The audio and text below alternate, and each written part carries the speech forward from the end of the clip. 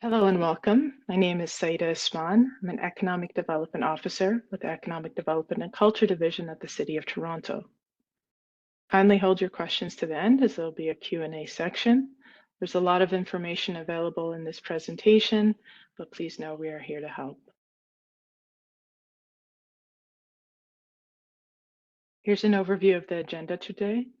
We'll start with the land acknowledgements, go over the presentation goals, provide an overview of the program, as well as where a cafe can be placed on the curb lane, how to estimate your fees, how to apply for a permit and access the application portal. We'll go through the temporary accessible platform requirements, some key dates, the supports that are available to you, and then we'll open for question and answers.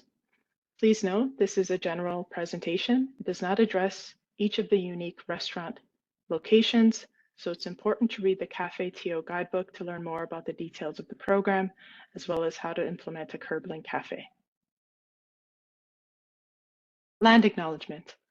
We acknowledge the land we are meeting on is the traditional territory of many nations, including the Mississaugas of the Credit, the Anishinaabeg, the Chippewa, the Haudenosaunee, and the Wendat peoples, and is now home to many diverse First Nations, Inuit, and Métis people. We also acknowledge that Toronto is covered by Treaty 13 with the Mississaugas of the Credit.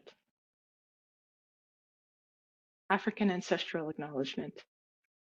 The City of Toronto acknowledges all treaty peoples, including those who came here as settlers, as migrants either in this generation or in generations past, and those of us who came here involuntarily, particularly those brought to these lands as a result of the transatlantic slave trade and slavery.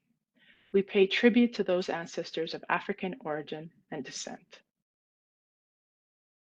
The goals of this presentation and this information session will be for you to understand what a Curbline Cafe is, the program deadlines, relay the importance of reading the Cafe TO guidebook, and how to get help with applying. So what is a Curbline Cafe? A Curbline Cafe is an outdoor dining area located on the street in a parking lane next to a curb. You'll see an image here illustrating a Curbline Cafe. It must meet design, operational, and safety requirements as outlined in Municipal Chapter 742, Sidewalks, Cafes, Parklets, and Marketing Displays. Applications are available to individuals, partnerships, or corporations with a valid business license where food and drinks are served. A Curbline Cafe is not on a sidewalk or on private property. Sidewalk cafes, formerly known as boulevard cafes, are outdoor eating areas located on sidewalks where food or drinks are served to the public by a licensed eating or drinking establishment. It has a lower cost than Curbline cafes, as the annual permit is $29.13 plus HST per square meter. It also has a longer operating season, as sidewalk cafes on the frontage or flankage can be used over winter. Patios on private property. So if your outdoor patio proposal is located entirely on private property and complies with the zoning bylaw and does not incorporate any structures that require a building, then you likely do not need to obtain city permission prior to installation. Please visit the Cafe TO website on private patios for additional details. So what is the space you can use for your Curbline Cafe? The space in front of your existing restaurant or bar, frontage only, should be used for your cafe location. So if you're in a BIA, so a business improvement area, and are participating in the Curbline pilot program, you may extend beyond your frontage. The Curbline pilot program provides participating BIAs with the ability to work with their members to design and implement customized street plans and features, such as planters and parklets, as well as the option for restaurants to install Curbline cafes. If you're not participating in the pilot program, you may only use your frontage. If you're not in a BIA, you may apply for your frontage or 12 meters, whichever is greater. Cafe placement. So there are some areas that are not appropriate or safe for a patio cafe. Some examples are highlighted here in this image. So those are areas close to intersections or pedestrian crossovers, driveways or laneways, and transit stops. permit parking areas, loading zones, car share parking, or electric vehicle charging stations, reserved lanes for designated classes of vehicles, such as an HOV lane, are not appropriate or safe for a patio cafe. Please check the Cafe TO guidebook for more details and information. So how to estimate your fees? Please note there is an application fee for all new applicants. It is $570.90 plus HST. This is a one-time fee that is non-refundable. The fee is charged when a new application is made. Returning operators do not need to pay this fee. There's also the seasonal permit fee, which is $87.40 plus HST per square meter. This is the total fee for your Curbline Cafe, and it's based on your cafe's size. The fee is paid each year for new and returning applicants, and the fee is also being phased in over 3 years. So please note in 2025, the full amount will be $132.42 per square meter. There's also a permit transfer fee of $338.13 plus HST. This fee is only charged if a permit is transferred to a new permit holder. This is a non-refundable flat rate fee.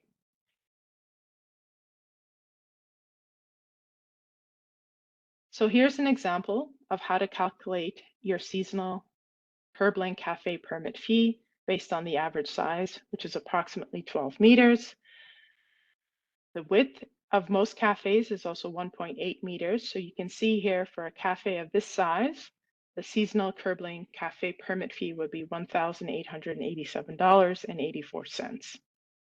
Please know, the final Curbline Cafe size will be communicated to you when you receive your traffic plan. This will indicate the approved length and width of your cafe space, as well as the exact placement of your cafe space. The traffic plan is required to begin designing your platform. So how to apply for your permit? To apply, you must go online. Once you submit your application, you'll receive an email with a reference number. City staff will keep you informed on your application status and notify you of any missing documentation or required revisions. If there is incorrect or insufficient information in your submitted documents, this may extend the processing timeline. So as a first step, staff conduct safety and feasibility reviews. So city staff will review your application to ensure that requirements in Municipal Code Chapter 742 have been met, including traffic safety and construction impacts. City staff will also check for any outstanding fees or fines and review your past compliance with other applicable bylaws. An application will be refused if the application contains false or misleading or fraudulent information, if the bylaw requirements are not met, or if you have outstanding summons or unpaid fees or fines. Second, we'll go into the fee payment and Curbline Cafe dimensions.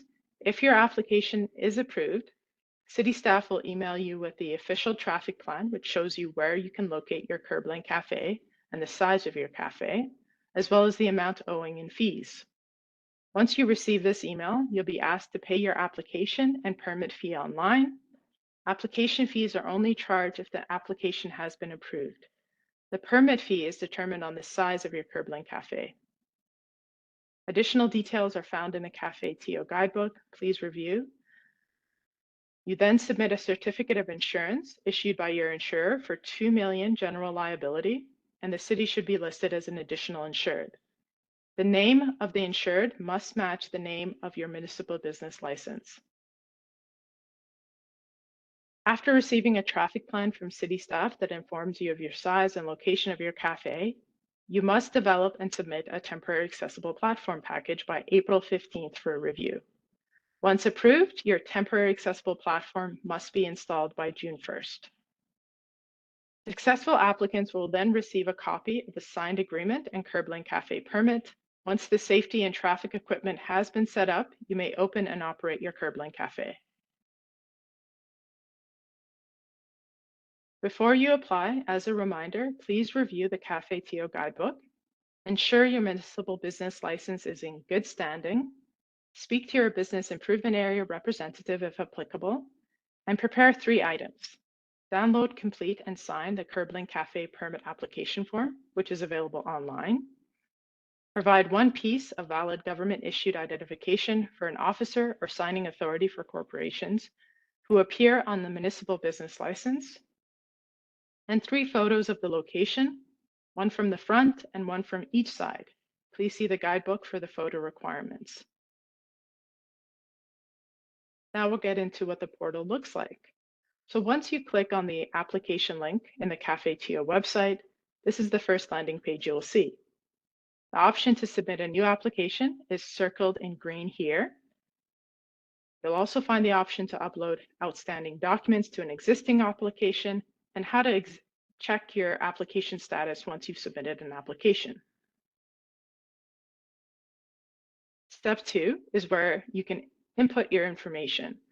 Once an applicant submits a new application, you land on a simple information gathering page that is used for all permit applications.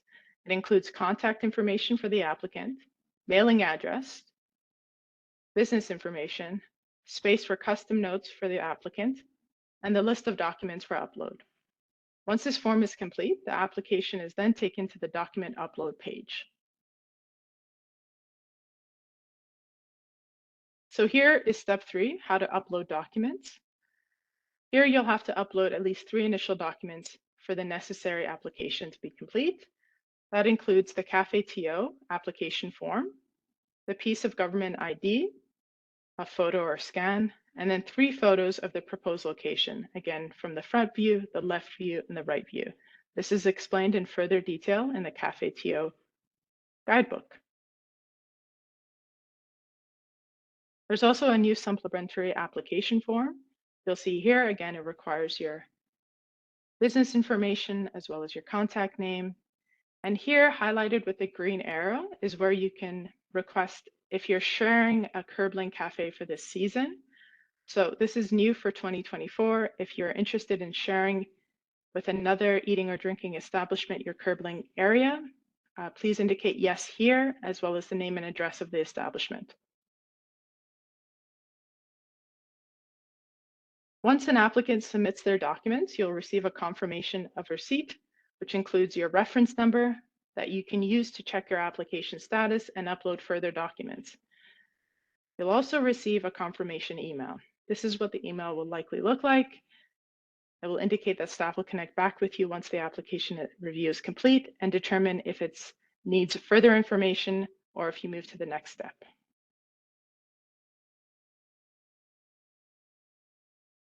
If your application is approved, city staff will email you the official traffic plan, which shows you where you can locate your Curbline Cafe and the size of your cafe. And secondly, the amount owing in fees. If an application is not approved, you'll be provided the reason for refusal. For example, if you have an invalid business license. Temporary accessible platforms. So as discussed, temporary accessible platforms are required for all outdoor Curbline cafes. These platforms improve accessibility by providing level access between the sidewalk and the cafe. Platform designs are due by April 15th, 2024. Your platform must be designed and stamped by a licensed design professional, so an engineer, architect, or BCIN designer. Once the temporary accessible platform package has been approved by the city, the platform must be installed by June 1st. City staff will communicate to you the date that they close the curb lane and install the safety and traffic equipment. Temporary platforms are only permitted to be installed during the cafe season and must be removed before your scheduled curb lane removal date. You'll be notified in September of your curb lane cafe removal date. Please note, you're responsible for the disassembly, removal, and storage of your platform at your own cost in the event of planned or emergency capital work or utility work. You're also able to operate your Curbline Cafe without a platform until June 1st, as long as you provide an accessible ramp and all the safety and traffic equipment is installed. Please review the Café-TO guidebook as the details are located there. Key dates. So again, permit applications and renewals will close on March 1st at 11:59 p.m. The platform designs are due by April 15th. 90% of the Curbline cafes will open by Victoria Day weekend, so May 17th to 20th.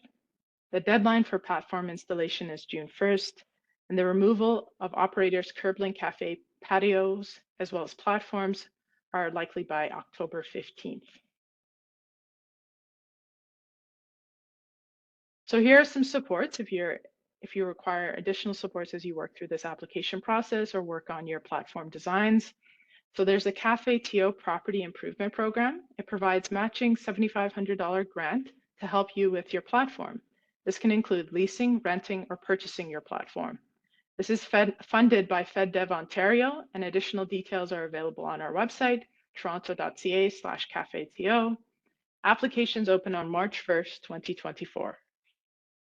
Deck designs and suppliers. So TABIA, the Toronto Association for Business Improvement Areas, is creating downloadable templates that your designer or engineer can use and modify for your space.